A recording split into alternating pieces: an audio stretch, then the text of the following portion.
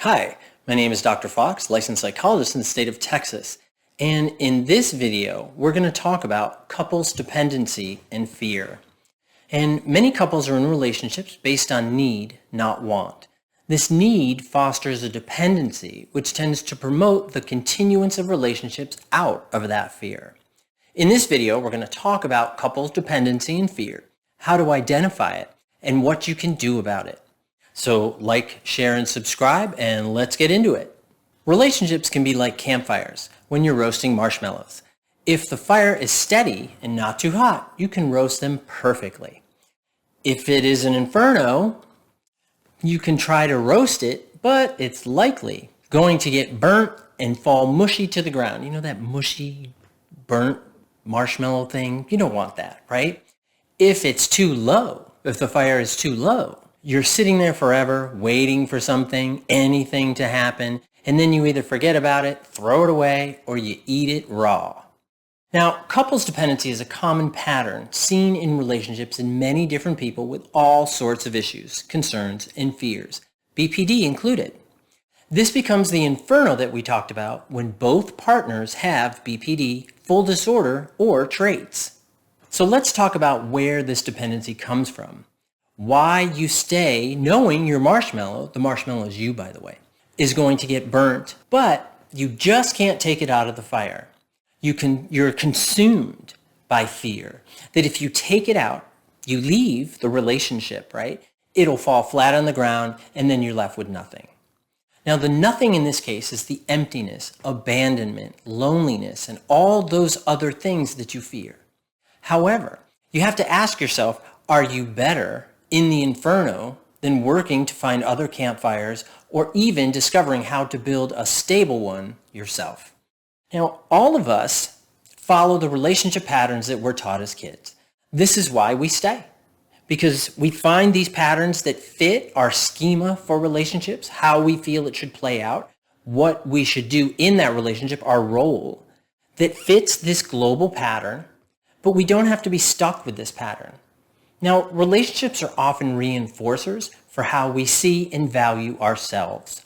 Now, dependency thrives in an environment when you have a low sense of self-worth and feel that you need the other person to fulfill what you yourself don't have, right? And it plays into the old myth of finding a partner who gives you what you lack. However, the problem with this is that it creates dependency. So the other person, growth based on root, is to find what you lack. Build in yourself and find a partner who complements you.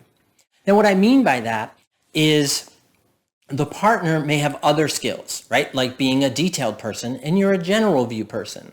And that's okay, right? But if you feel you have no value and the honeymoon phase makes you feel seen and important, that creates a need for the honeymoon to give you a sense of value. That creates dependency.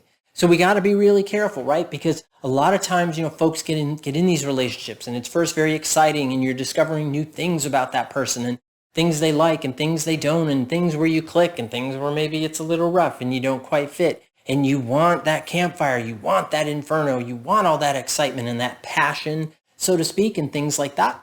And it may be okay initially, right?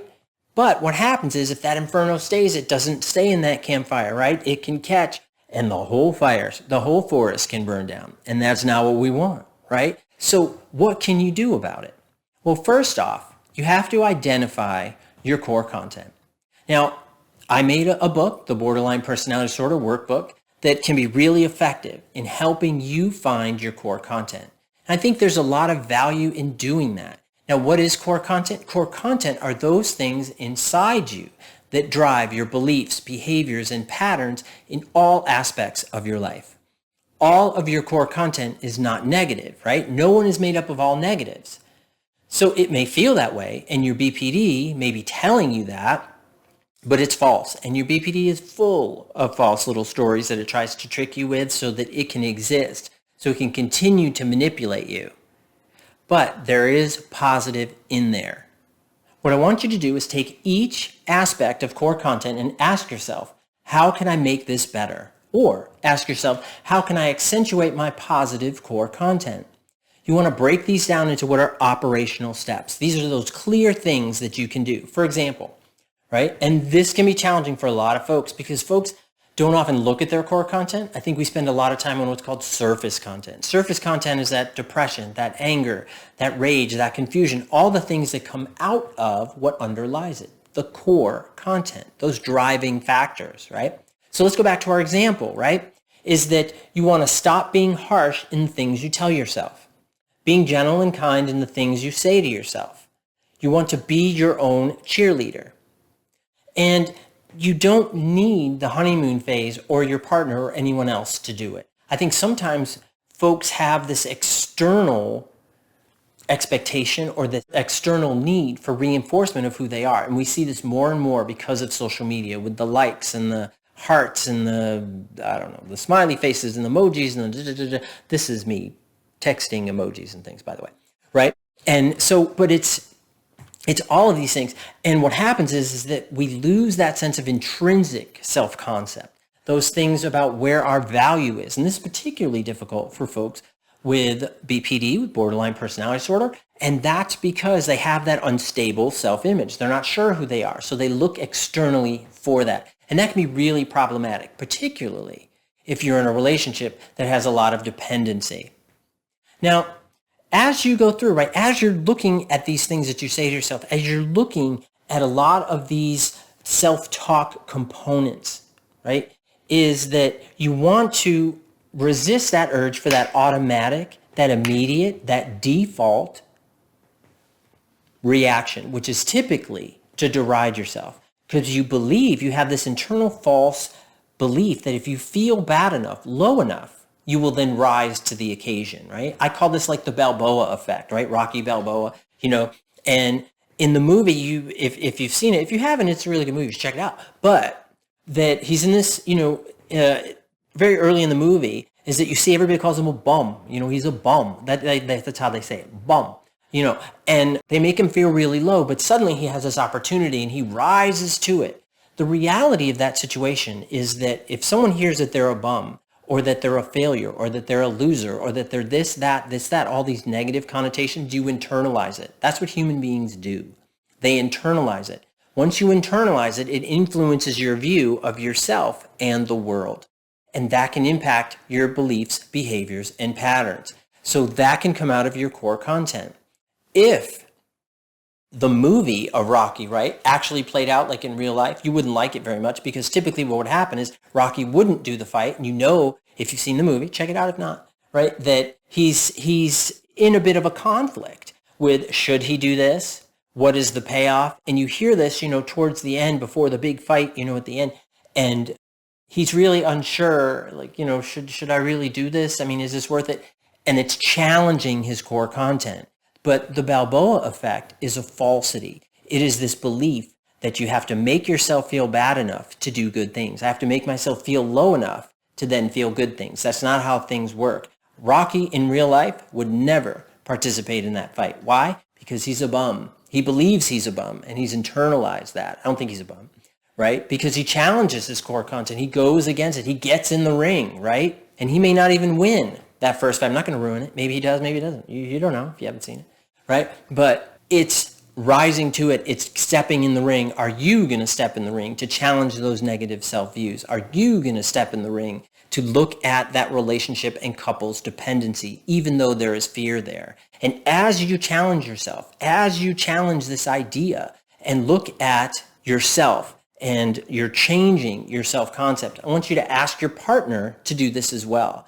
Don't do it together. This isn't a couple's exercise. This is a very personal and private experience. But if you and your partner both work on each other, that can be really helpful. Do it together, right? Not sharing those negative self-talks, but do that individually to fulfill that relationship, to fulfill that coming together, to decrease that dependency and fear and increase that sense of intimacy and connectedness. And that's what we want out of our relationships, right? And because if you don't, and if you try to do this together, okay, when you hear me say something negative, then you say something positive, that again is external. And that can create enmeshment, further confusing your relationship, and even strengthening your dependency. And that's not what you want. As you build your positive core content, I want you to ask yourself if this relationship is one that you want or you need it. Need equals dependency. Want equals that stable fire that we talked about, that stable campfire. We have those delicious marshmallows, right? Need is the expectation that the other person is going to fill you up what you're lacking. And that's unhealthy. Want is knowing that with or without this person, you'll still be okay. And changing your relationship dependency is not easy. It takes time. Be patient with yourself. And sometimes asking yourself these questions that we talked about and challenging that internal view and building that sense of positive core content. This can be hard and it can even be scary. But that's normal, and it's okay to be scared because it means you're about to do something really brave. So thank you for your time. Please like, share, and subscribe, and hope you enjoyed the video. Please check me out, Instagram. I'm even on TikTok now and all that stuff. So check me out, follow, subscribe, do all that stuff. So I'm sending out a lot of positive stuff out there to help you. So I hope you enjoyed the video. Thanks again, and take care.